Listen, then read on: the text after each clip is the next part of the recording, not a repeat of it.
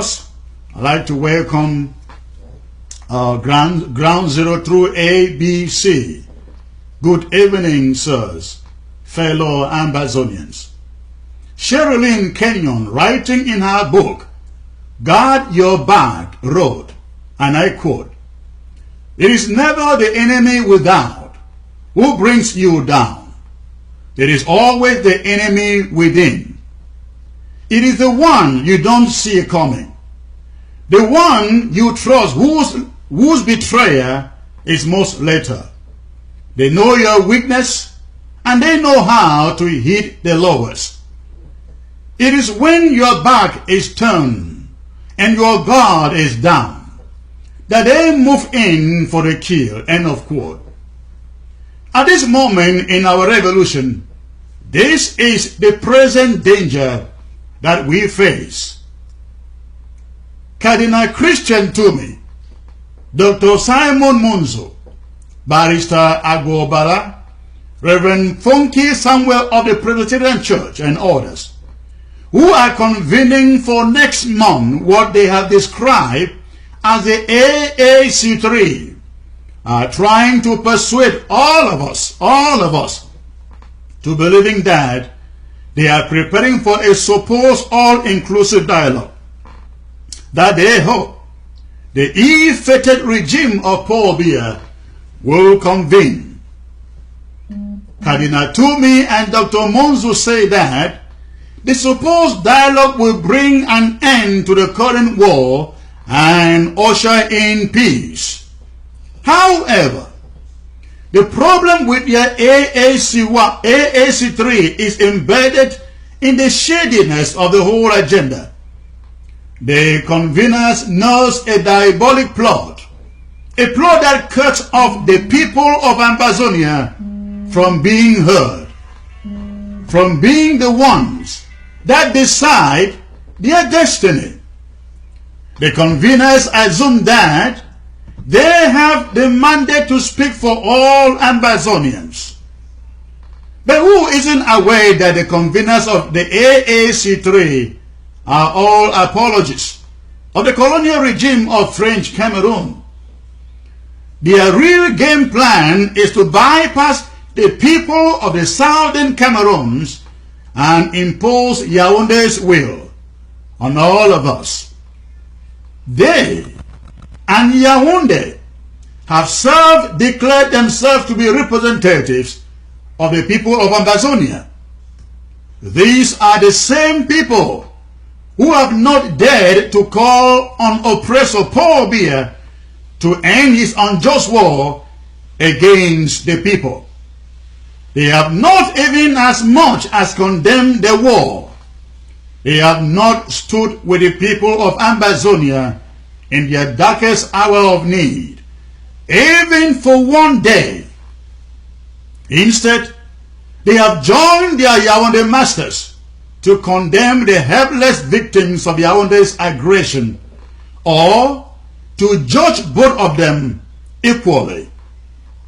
AAC3 is a ploy to bypass and silence the voice of the people of Ambazonia, against whom the demonic regime in Yaoundé has declared war. Should that conference take place in Buea, should the conference hold, this is what is going to happen. At the end of it, Yaoundé, in its trademark of lies, manipulation, fraud, and deceit, will announce to the world that there has been an inclusive dialogue in which the conflict was resolved. The international community will buy it, but Biya would have continued his war to annihilate our people, calling those who resist as outlaws and as people who have refused dialogue. Fellow Ambazonians, if the people of Ambazonia allow AAC3 to happen, all our sufferings would have gone in vain. The souls of those killed would never be at rest. We would remain slaves in a more barbaric, oppressive, and humiliating country. We cannot allow that to happen. That conference cannot hold in our territory. The interim government of the Federal Republic of Ambazonia, we state categorically that no one will silence the voice of the people of Ambazonia. Not Dr. Munzo, not Cardinal Toomey. If the idea of an all-inclusive dialogue is to select those who would speak for the people of Ambazonia as they want us to believe, then they are mistaken. The people of Ambazonia can speak for themselves. Every single Ambazonian can express his or her own voice on this matter. In the midst of war, in the midst of intimidation, killings, and the devilish struggle to subdue our people by force, we cannot yield to the temptation offered through this AAC3. The paid agents of the colonial regime, impersonating as Ambazonians, will not be allowed to derail this struggle.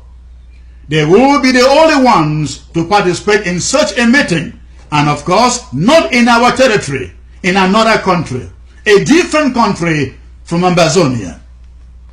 The interim government will not be giving permission or authorization for such a meeting to hold in Ambazonia.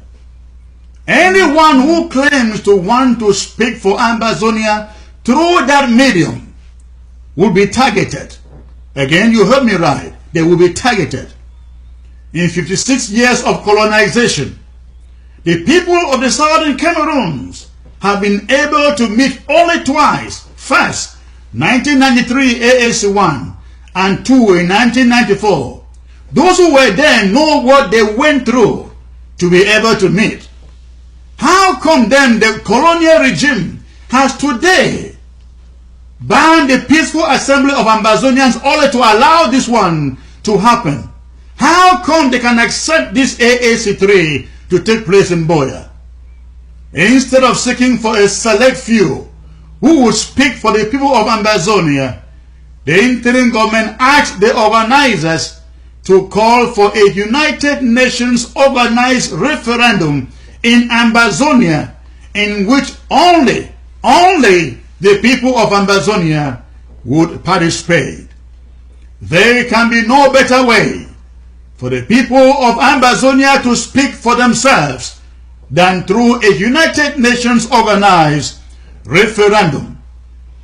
This is the standard practice throughout the world, that wherever there is doubt as to what the people want, or there is contention on representation, the French Protectorate of New Caledonia, with less than 800,000 people, will be conducting a referendum on whether or not to achieve independence or stay with France.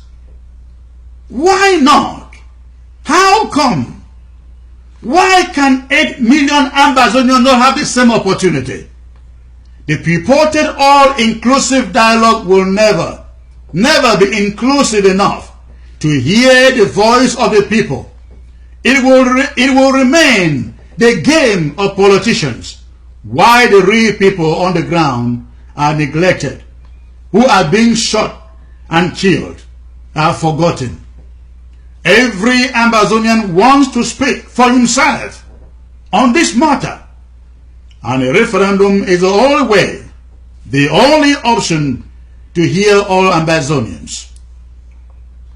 A referendum is the only way to hear the voice of the people, the only way to silence the guns, the only lasting solution to the 57 years long of tyranny. A so-called all-inclusive dialogue will not solve the conflict or end the war, because it will not be inclusive of the nationalist and liberation movements which are banned from the southern Cameroon by the colonial regime. It will not include, the dialogue will not include the leaders who are held in captivity incommunicado by the colonial regime. Again, they will not include all those whose lives are at risk from the colonial regime in Yaoundé. And no one should be fooled that the colonial regime will grant a general amnesty upon the activities of the liberation and nationalist movements. We are dealing with people who know no law and no order. Their word is as good as a passing wind. The people of Ambazonia have sufficiently demonstrated their aspiration and determination to be free on 22nd September 2017, when they came out in their masses with peace plans to express their desire for freedom. Again, on 1st of October last year, when they declared the restoration of their statehood and independence. Again, on October 1st this year, few weeks ago, when they came out on their own to celebrate their restored independence. And of course, we cannot forget the last elections when they collectively rejected and refused to participate in the colonial elections of La République du Cameroon. But the organizers of AAC3 and their Yaoundé masters refuse to see, they have refused to see and to admit that the people have spoken. They are scheming to impose their own will on the people of Ambazonia. We can promise them that it will not happen. The interim government calls on all true Ambazonians, all true southern Cameroonians, to see the devilish plot of the organizers of this AAC3 and boycott it. The only thing the people can accept from them is a call for a United Nations organized referendum exclusively for the people of the southern Cameroons, Ambazonia only. No scheming for some select people to speak for the people of Ambazonia can solve the problem. The organizers of the so-called AAC3 did not speak for our people when they were being massacred, when they were being burned alive, tortured, and raped by the terrorists of La République du Cameroon and their grandmaster, the criminal called Paul Biya. They will not speak for them through their AAC3. It's a facade. Like Satan in the Bible, who wanted to use Jesus' suffering to derail his entire mission, they are trying to whip up false sentimentality around our suffering to derail us from the ultimate goal of independence. Ladies and gentlemen, their theory is that we should surrender in order to avoid the suffering, just as Satan told Jesus to abandon his mission in order to avoid this suffering that was waiting him. The conveners of AAC3 do not represent the people of the southern Cameroons. I can't say this enough. They cannot purport then to speak for us. They are agents of the tyrannical regime. They use the colonial terminology to describe us. They speak the language of colonization and dare not pronounce the word Ambazonia or the southern Cameroons. Monzo had always used the fear of war to frighten southern Cameroonians into surrender to the demonic regime in Yaoundé. He said, Dr. Monzo said, a war would wipe all of us out. And so our best solution was to surrender our homeland, surrender our children, surrender our wives, and surrender our values, our future, to become eternal slaves for Yaoundé. In all of this, he was playing the game of Yaoundé which believes that more violence and atrocities will force us to submit to its tyranny. They have declared their war on our peaceful people. Dr. Munzo's nightmare of war has come to pass. What is he afraid of again? What will they do to us that they have not yet done? They have burned our people alive. They have dragged some from hospitals and killed them. They have raped some. They looted and wiped entire villages from the ground. Yet, our people have stood their grounds. Our people have shown their courage, their resilience, and their bravery. Our people are determined to go all the way. Let's not forget that throughout our history, throughout history, I beg your pardon, all imperialists have used the same tactic of violence and atrocities to force foreign peoples to submission. Only they who can stand their ground, as our people are doing, will overcome. The people of Ambazonia have two choices: either to suffer till the end and win, or to fear suffering and surrender to French Cameroon. Fellow Ambazonians, I'd like to ask you a few questions. Just imagine, what if Jesus had feared suffering? Where would we be today? If America had feared suffering, would it be the great country it is today? If slaves had feared suffering, where would they be today? If Africa had feared suffering and war, how would it ever have been freed? If the world had feared suffering in the hands of Adolf Hitler, would it have been freed? Millions of people were killed in World War II. Cities were razed to the ground. Concentration camps were set up to kill. Yet the world fought on. The world fought on until victory.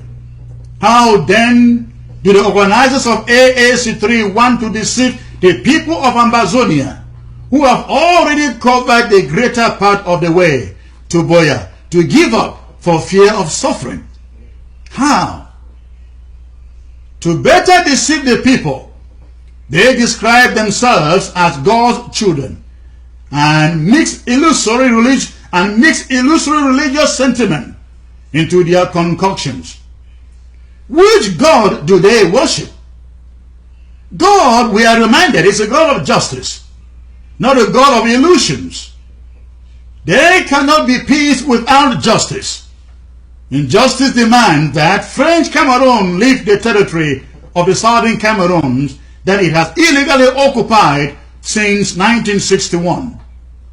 Justice demands that the people of the southern Cameroons sing their own anthem, fly their own flag, live under their own laws, rule themselves within their international boundaries.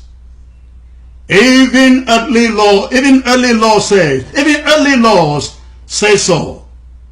Justice forbids colonization, illegal occupation of your neighbor's house, and subjugation of one people by another.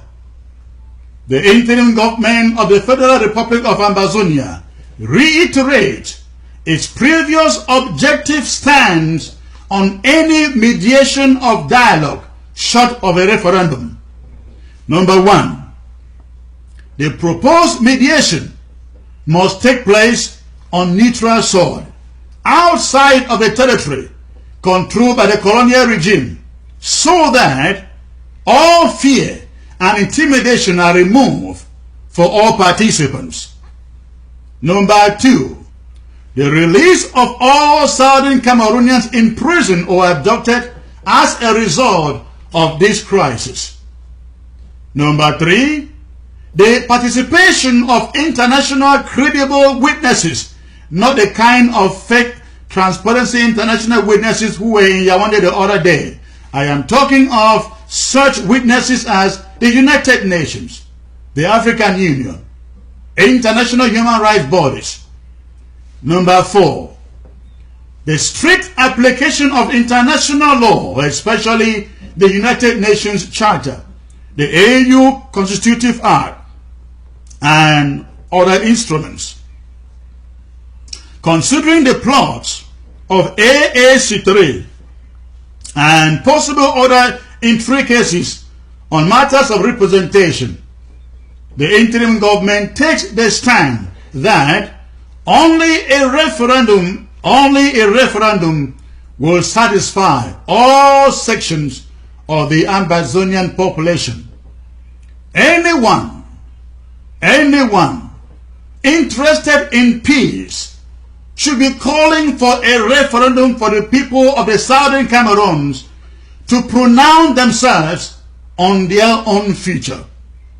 Anyone interested in dialogue should accept that the Cameroon that declared war cannot be the right party or the proper venue to hold any dialogue.